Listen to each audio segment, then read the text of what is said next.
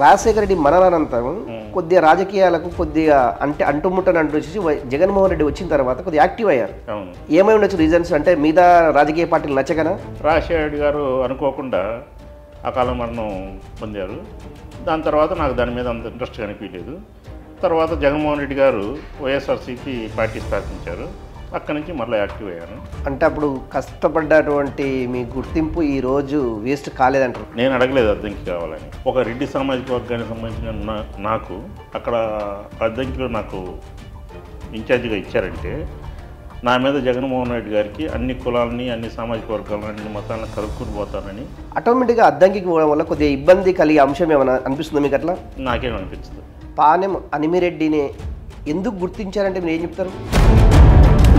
మీరు చేసినటువంటి మంచి పనులే జగన్మోహన్ రెడ్డికి నచ్చిన అనుకోవచ్చు. మంచి పనులు అన్నీ తెలుసు జగన్మోహన్ రెడ్డి గారికి. అద్దంకి కాన్స్టిట్యున్సీలో చౌదరి ఓటు బ్యాంక్ ఎక్కువ. అవును. మీరు రెడ్డి. అవును. ఓకే. అంత తప్ప నాకేం లేదు. ఇంకా చౌదరీస్, ఈ ముస్లిమ్స్ అట్లా క్యాస్ట్లు మనం మాట్లాడుకోవాల్సి వస్తే రేపు పొద్దుగాల మీరు అద్దంకిలో ప్రచారం చేసే క్రమంలో మీరు చౌదరీస్ని వెళ్ళి కలవాలి. అవును. చౌదరి ఓటర్స్ని కలవాలి. అవును. ఏమైనా వ్యతిరేక రాదు అంటారా మీరు? మేము ఎన్నుకుంటాం ఎందుకంటే రేపు పొద్దుగాల టీడీపీ లేకుంటే జనసేన రకరకాల బీజేపీ రకరకాల పార్టీస్ వస్తాయి. చౌదరీస్కి టికెట్ అప్పచెప్పారు అనుకోండి,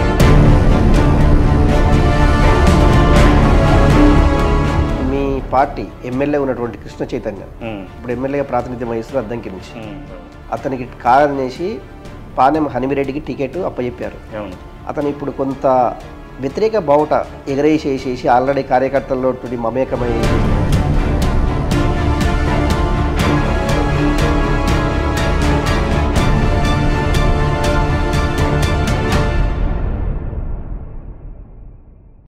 welcome to I dream news. నేను మీ సంజయ్.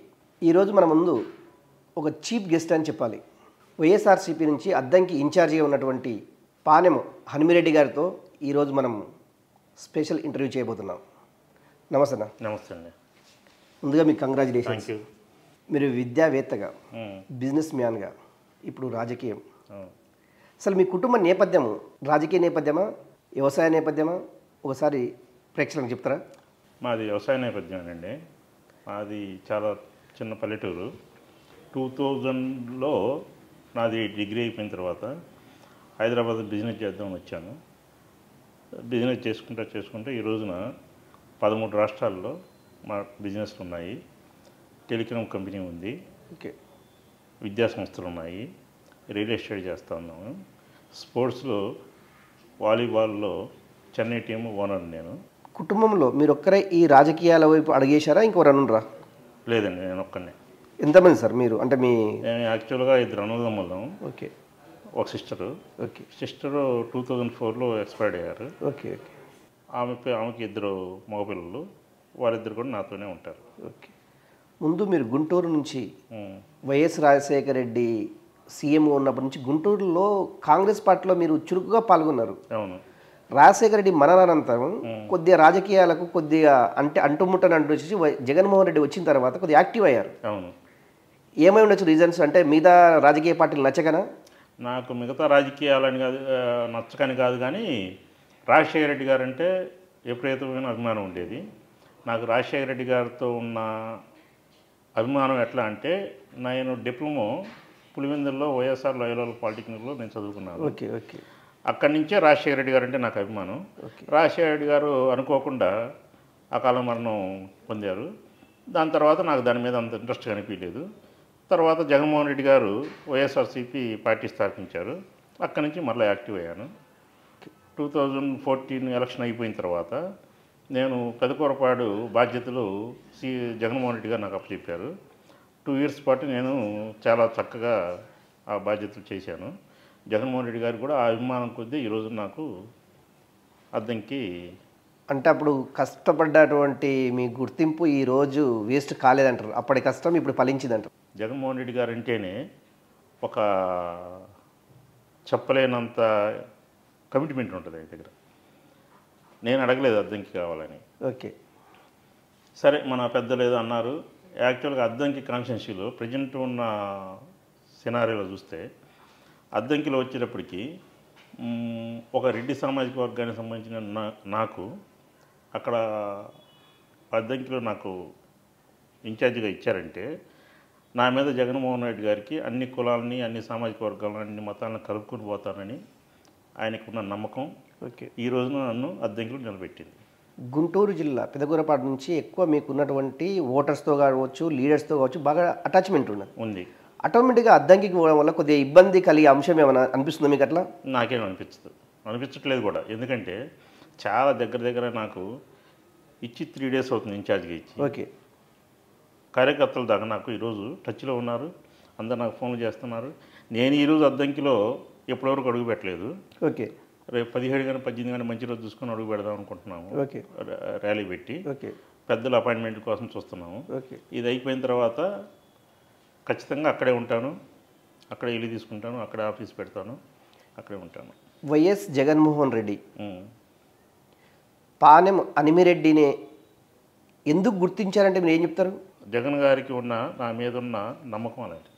మీరు చేసినటువంటి మంచి పనులే జగన్మోహన్ రెడ్డికి నచ్చిన మంచి పనులు అన్నీ తెలుసు జగన్మోహన్ రెడ్డి గారికి. ఓకే. నా గురించి అంతా తెలుసు. ఓకే. అన్నీ ఆలోచించి జగన్మోహన్ రెడ్డి గారు అద్దంకి నాకు అప్పచెప్పారు. అప్పచెప్పారు. అద్దంకి కాన్స్టిట్యున్సీలో చౌదరి ఓటు బ్యాంక్ ఎక్కువ. అవును. మీరు రెడ్డి. అవును. చౌదరి ఓటు బ్యాంక్ అనేది తారాస్థాయిలో ఉంది అద్దంకిలో, మీకు తెలుసు. అవును. వాళ్ళని ఏ విధంగా ఎదుర్కోబోతుండ్రు చౌదరీస్ని? అంటే నాకు పర్సనల్గా వచ్చేటప్పటికి నేను మనిషిని. ఓకే. అంత తప్ప నాకేం లేదు. ఇంకా చౌదరీస్, ఈ ముస్లిమ్స్ అట్లా క్యాస్ట్లు మనం మాట్లాడుకోవాల్సి వస్తే ఓకే. ఇప్పుడు మా ఆఫీస్ ఉంది, 13 స్టేట్లు ఉన్నాయి. ఓకే. ఇక్కడ కీరోల్లో ఉండేది చౌదరీసే. మా కంపెనీలో కీరోలో ఉండే చౌదరీసే. ఓకే. కిరణ్ కుమార్ అని ఒక అతను ఉన్నాడు, యాక్చువల్గా చౌదరి, ఫ్రమ్ చిత్తూరు. ఓకే. ఆయన 23 years నుంచి ఆయన కీరోలు ఇక్కడ CEO, కంపెనీ CEO ఆయన. ఓకే. అలాంటి ఫీలింగ్ ఉంటే నాకు ఆ ఫీలింగ్ ఉంటే ఆయనకి నేను అప్పచెప్పను కదా ఈ బాధ్యత. అవును. అవును. అవును. ఒకటి బిజినెస్ వేరు, ఓట్ బ్యాంక్ వేరు. రేపు పొద్దుగాల మీరు అద్దంకిలో ప్రచారం చేసే క్రమంలో మీరు చౌదరీస్ని వెళ్ళి కలవాలి. అవును. చౌదరి ఓటర్స్ని కలవాలి. అవును. ఏమైనా వ్యతిరేక రాదు అంటారా మీరు? అంటే వ్యతిరేకత మీన్స్ ఏదంటే మేము మా చౌదరీస్ని మేము ఎన్నుకుంటాం, ఎందుకంటే రేపు పొద్దుగాల టీడీపీ లేకపోతే జనసేన రకరకాల బీజేపీ రకరకాల పార్టీస్ వస్తాయి. అక్కడ చౌదరీస్కే టికెట్ అప్పచెప్పారు అనుకోండి, కొంత వ్యతిరేకత వస్తుంది. మీరు ఆ వ్యతిరేకతను ఎట్లా ఎదుర్కోవడానికి అనేది నేను అడుగుతున్నాను వైఎస్ఆర్సీపీ నుంచి. గత 4.5 సంవత్సరాల నుంచి జగన్మోహన్ రెడ్డి గారి పరిపాలన చూస్తూ ఉన్నారు. ఎక్కడ కూడా చౌదరి అని కానీ, రెడ్డి అని కానీ, ఇంకొక ముస్లిం అని కానీ, ఎస్సీలు అని కానీ అట్లా లేదు. అందరినీ జగన్మోహన్ రెడ్డి గారు చాలా చక్కగా అందరినీ చూసుకుంటున్నారు. రాష్ట్రం మొత్తాన్ని కూడా అభివృద్ధి పదవులు నడుపుతున్నారు. సామాజిక సేవలు కానీ, ఇంకోటి రాజశేఖర రెడ్డి గారి మీద ఉన్న అభిమానం కానీ, జనం కూడా ఈ రోజున ఎట్లా ఉన్నారంటే జగన్మోహన్ రెడ్డి గారికి ఓటు వేస్తే జగన్మోహన్ రెడ్డి గారు వేయాలి, లేదంటే మనం ఇంట్లోనే కూర్చుందాం అనే పరిస్థితి ఉన్నారు. ముఖ్యంగా చెప్పాలంటే జగన్మోహన్ రెడ్డి గారి మీద అభిమానం ఒక కులంలో కాదండి, ఒక సామాజిక వర్గం కాదు, ఒక కులం కాదు, మొత్తం ఓవరాల్గా స్టేట్ మొత్తం కూడా జగన్మోహన్ రెడ్డి గారు చూస్తుంది. ఎందుకు చూస్తుందంటే 4.5 సంవత్సరాల నుంచి జగన్మోహన్ రెడ్డి గారిని చూస్తున్నారు, అబ్జర్వ్ చేస్తున్నారు ప్రజలు కూడా చాలా తెలివిగల ఉంటారు, కొంతమంది అమాయకులు ఉంటారు. కానీ తెలివిగల అబ్జర్వ్ చేస్తున్నారు, అమాయకులు అబ్జర్వ్ చేస్తున్నారు. ఈ అబ్జర్వేషన్ అంతా కూడా ఇన్ని సర్వేలు చేసినా కానీ జగన్మోహన్ రెడ్డి గారికి క్లీన్ స్వీప్ అవుద్దు అని చెప్పి నమ్మకం నాకుంది. ఒకటి మీ పార్టీ ఎమ్మెల్యే ఉన్నటువంటి కృష్ణ చైతన్య ఇప్పుడు ఎమ్మెల్యేగా ప్రాతినిధ్యం వహిస్తున్నారు అద్దంకి నుంచి. అవును. అతనికి కాదనేసి పానెం హనిమిరెడ్డికి టికెట్ అప్పచెప్పారు. అవును. అతను ఇప్పుడు కొంత వ్యతిరేక బావుట ఎగరేసేసేసి ఆల్రెడీ కార్యకర్తల్లో మమేకమై వేసేసి నేనే ఇక్కడ నాకే టికెట్ వస్తుంది అనేసి ఒకటి ప్రచారం అయితే చేసుకుంటుండ్రు. అది ఏ విధంగా దాన్ని ఎట్లా ఎదుర్కోబోతుండ్రు మీరు? లేదండి, అతను కూడా జగన్మోహన్ రెడ్డి గారు ఏదో ఒకటి మంచి చేస్తారు, అతనికి మంచి ఇబ్బంది లేకుండా చేస్తారు. జగన్మోహన్ రెడ్డి గారు కమిట్ అయ్యాడంటే జగన్మోహన్ రెడ్డి గారు ఇంకా అంతే. జగన్మోహన్ రెడ్డి గారు అసలు వేరు. అలాంటి వ్యక్తి, జగన్మోహన్ రెడ్డి గారు లాంటి వ్యక్తి మన రాష్ట్రంలో ఏ రాజకీయ నాయకుడికి లేదు అంత కమిట్మెంటు. జగన్మోహన్ రెడ్డి గారు వేరు. అదేవిధంగా సుబ్బారెడ్డి గారు ఉన్నారు, వైవి సుబ్బారెడ్డి టీటీడీ చైర్మన్గా చేశారు. ఈరోజు వైజాగ్, శ్రీకాకుళం, విజయనగరం ఇన్ఛార్జిగా ఉన్నారు.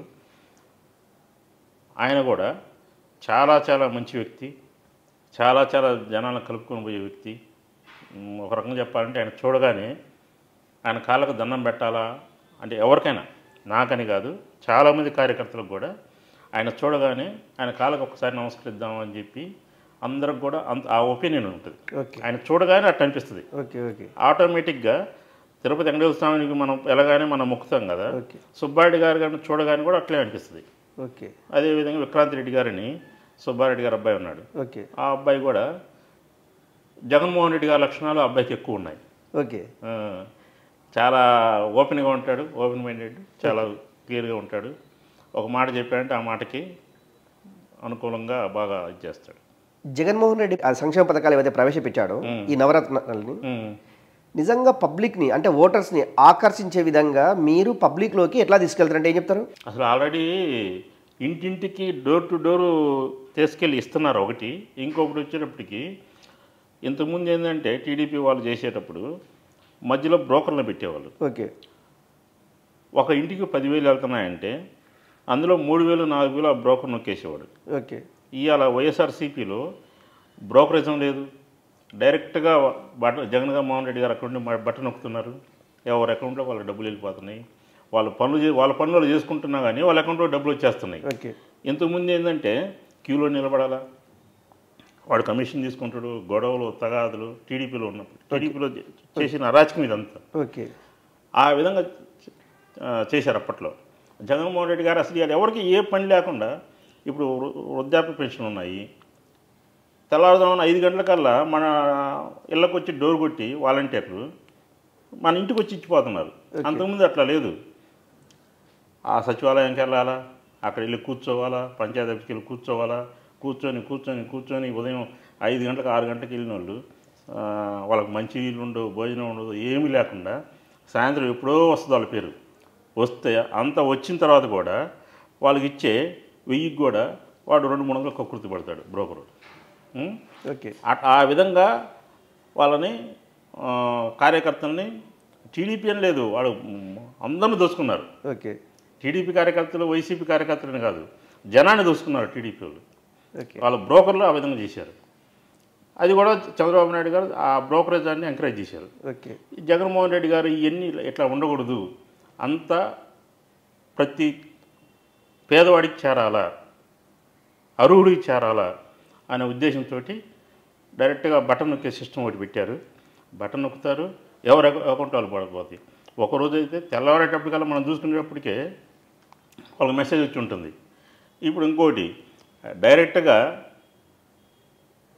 ఒక 70 సంవత్సరాల ముసలోళ్ళు ఉన్నారు, లేదా 60 సంవత్సరాల ముసలోళ్ళు ఉన్నారు, వాళ్ళు వెళ్తారు, అక్కడ పోయి కూర్చుంటారు. వాళ్ళు పాపం సరిగ్గా ఇంట్లో ఇబ్బందులు ఉండి వాళ్ళు పోయి అక్కడ కూర్చొని ఎప్పుడు పేరు పిలుస్తారో తెలియదు. అనుకోకుండా ఈ టైంలో ఏదైనా అతను వాటర్ దప్పికయ్యో లేకపోతే భోజనం టైం అయ్యో ఇంటికి వెళ్ళి భోజనానికి వెళ్ళి వస్తే ఈ పేరు పిలిచారనుకోండి, ఆ టైంలో లేకపోతే ఆ డబ్బులు ఈ బ్రోకర్లు నొక్కేసేవాళ్ళు. ఈరోజు జగన్మోహన్ రెడ్డి గారు పెట్టిన విధానం ఆ విధంగా లేదు.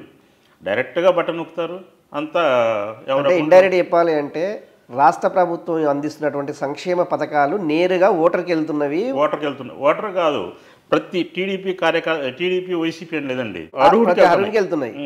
అది టీడీపీలో సక్సెస్ కాలేదు అని అంటారు మీ ఉద్దేశం, అంతే కదా? టీడీపీలో చాలా మొత్తం ఫెయిల్ అయ్యాయి టీడీపీది. అసలు ఆ సిస్టమే లేదు. జగన్మోహన్ రెడ్డి గారు వచ్చిన తర్వాత ఈ సిస్టాలని ఇలాంటివి ఉంటాయని కూడా మనకు తెలియదు. జగన్మోహన్ రెడ్డి గారే చేశారు ఇదంతా. ఇంకా పక్క రాష్ట్రాల్లో కూడా ఈ విధంగా లేదు. పక్క రాష్ట్రాల్లో జరిగిన ఎలక్షన్లో కూడా జగన్మోహన్ రెడ్డి గారి గురించి ఇండైరెక్ట్గా పాజిటివ్గానే చెప్పారు. ఏది ఎలక్షన్ మూమెంట్లో. వైఎస్ఆర్సీపీని ఓడించడానికి చంద్రబాబు నాయుడు కానీ, పవన్ కళ్యాణ్, టీడీపీ, జనసేన అంటే ఇంకా రకరకాల పార్టీలతోటి ఒకటై ప్రభుత్వాన్ని పడేయడానికి, ప్రభుత్వాన్ని అధికారంలో రాకుండా చేయడానికి ఈ ప్రయత్నాలు చేస్తున్నారు కదా, ఎంతవరకు సఫలీకృతం అవుతామంటారు? రేపు జనమే ఎదురు తిరుగుతారండి. జగన్మోహన్ రెడ్డి గారు ఏం చేయాల్సిన పని లేదు. జగన్మోహన్ రెడ్డి గారు ఎవరిని రెచ్చగొట్టాల్సిన పని లేదు. రేపు టీడీపీ, పవన్ కళ్యాణ్ అందరూ కలిసి వాళ్ళు మీటింగ్లు పెట్టి వాళ్ళు కలిసి వెళ్ళిన తర్వాత వాళ్ళే ఎదురు తిరుగుతారు. వాళ్ళ మీటింగ్లు పెట్టేటప్పుడు వాళ్ళే వాళ్ళ నిరుత్సాహాన్ని అక్కడే లభిస్తారు. ఎందుకయ్యా అంటే చంద్రబాబు నాయుడు పరిపాలన 5 సంవత్సరాలు చూసాం, మనందరం చూసాం. 4.5 సంవత్సరాలు జగన్మోహన్ రెడ్డి గారి పరిపాలన చూసాం.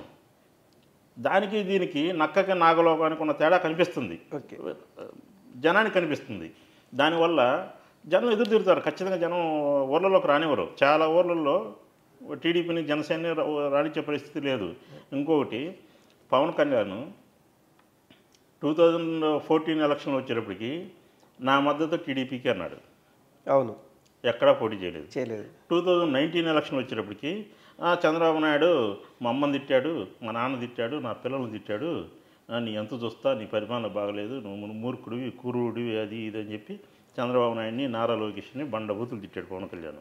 ఈరోజు వచ్చేటప్పటికి జగన్మోహన్ రెడ్డి గారిని ఏదైనా దెబ్బ కొట్టాలని ఉద్దేశించి ఆయన ఏదో ఎగురుకుంటా, చెంగులు వేసుకుంటా ఇవన్నీ చేస్తూ ఉన్నాడు.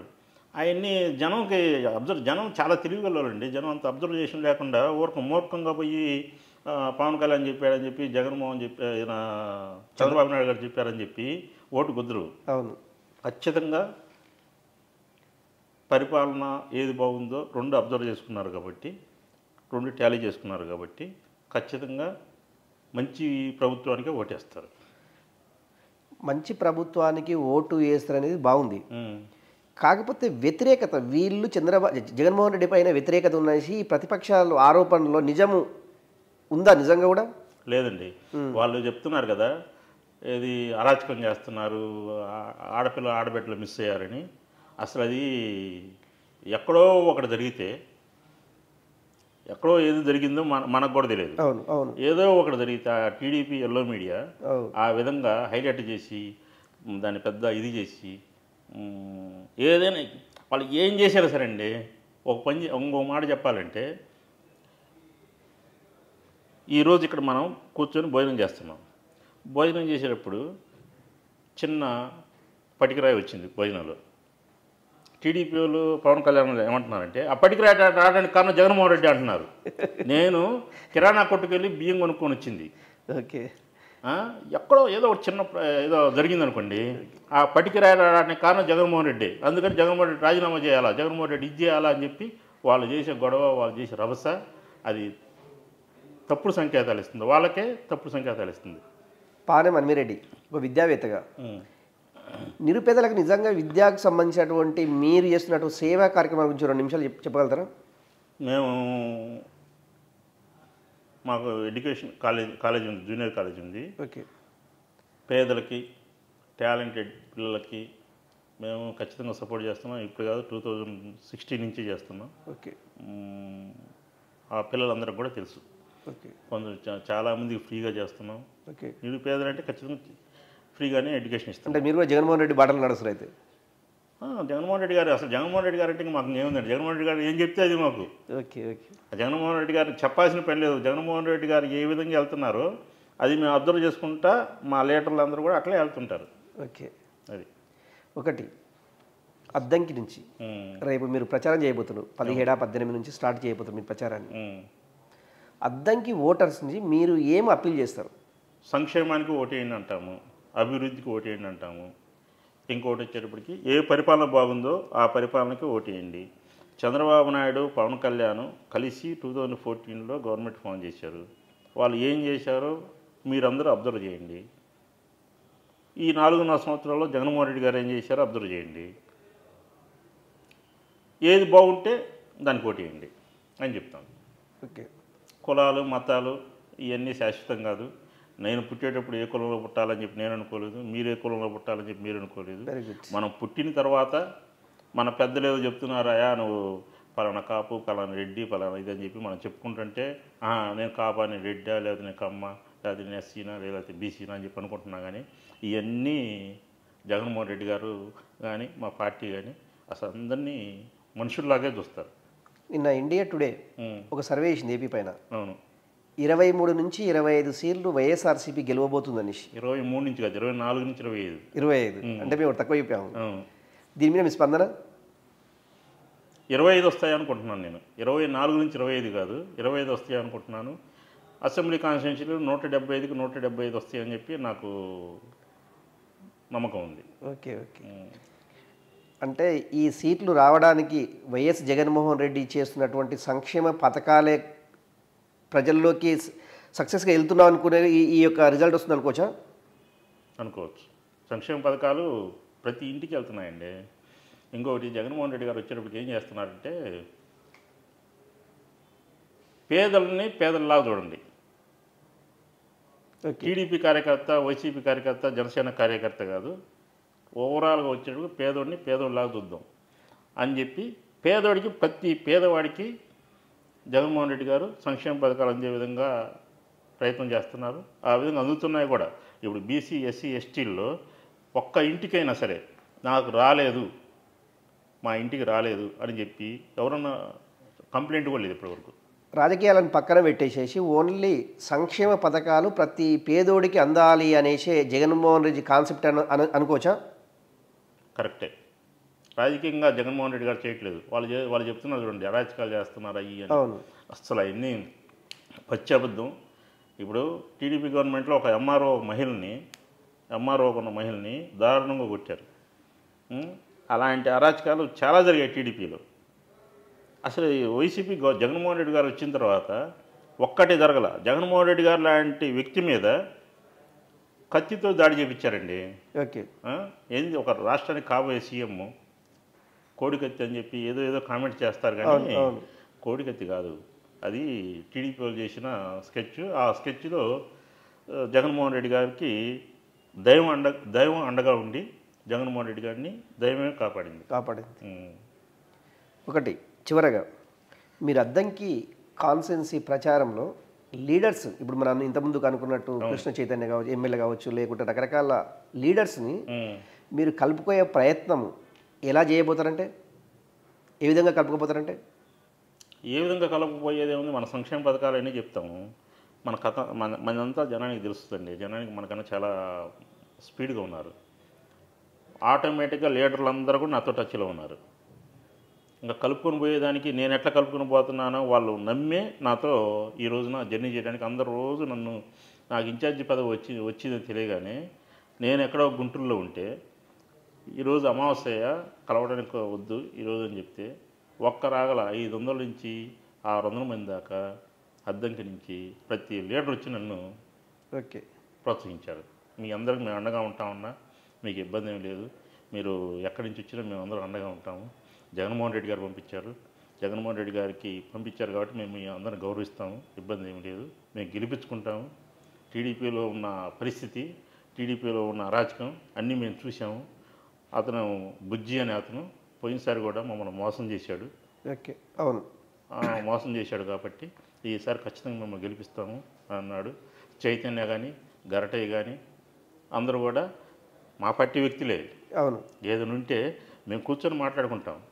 ఇబ్బందిగా బయటికి పబ్లిసిటీ అయ్యే విధంగా మేము తన్నుకుని గుద్దుకునే పరిస్థితి ఉండదు. చిన్న ఏమంటే మేము అందరం కూర్చొని సాల్వ్ చేస్తాము, ఇబ్బంది లేకుండా. చైతన్య అయినా మంచోడే, గరటయ్య గారు అయినా మంచోడే, ఇబ్బంది లేకుండా అందరం కూర్చొని మాట్లాడుతాం. అది ఎలాంటి అప్పీల్ చేస్తారు? కృష్ణ చైతన్యకి ఎలాంటి అప్పీల్ చేస్తారు? పార్టీ అతన్ని మంచిగా చూసుకుంటుంది. నాకున్న దీని ప్రకారంగా పార్టీ అతనికి నాకన్నా మంచి గౌరవం ఇస్తుందని చెప్పి సముచిత స్థానం కల్పిస్తుందని చెప్పి నేను అనుకుంటున్నాను. అంటే ఎలాంటి సముచిత స్థానం అంటే ఏమైనా డిస్కషన్ జరిగిందా? అంటే మీరు సీఎం కలిశారు, ఆల్రెడీ కలిశారు కానీ జరిగింది డిస్కషన్. అది నేను లేను ఆ డిస్కషన్లో. చైతన్య గారు గరటయ్య గారు సీఎం గారితో మాట్లాడారు. మాట్లాడిన టైంలో నేను లేను. కానీ అతనికైతే చైతన్యకైతే రాజకీయంగా మంచి భవిష్యత్తు అయితే జగన్మోహన్ రెడ్డి గారు కల్పిస్తారు. వైఎస్ఆర్సీపీలో ఇప్పుడు స్థానికంగా ఉన్నటువంటి ఎమ్మెల్యేకి అయితే లైఫ్ ఉంటుంది అంటారు మీరు? లైఫ్ ఉంది, ఖచ్చితంగా ఉంటుంది అతనికి. ఎమ్మెల్యేకి కాదు, ఎమ్మెల్యే అభ్యర్థి అయినటువంటి ఇప్పటి వరకు ఇన్ఛార్జిగా ఉన్నటువంటి చైతన్యకి. అది ఎమ్మెల్యే అభ్యర్థి నేనే కదా ఇంకా.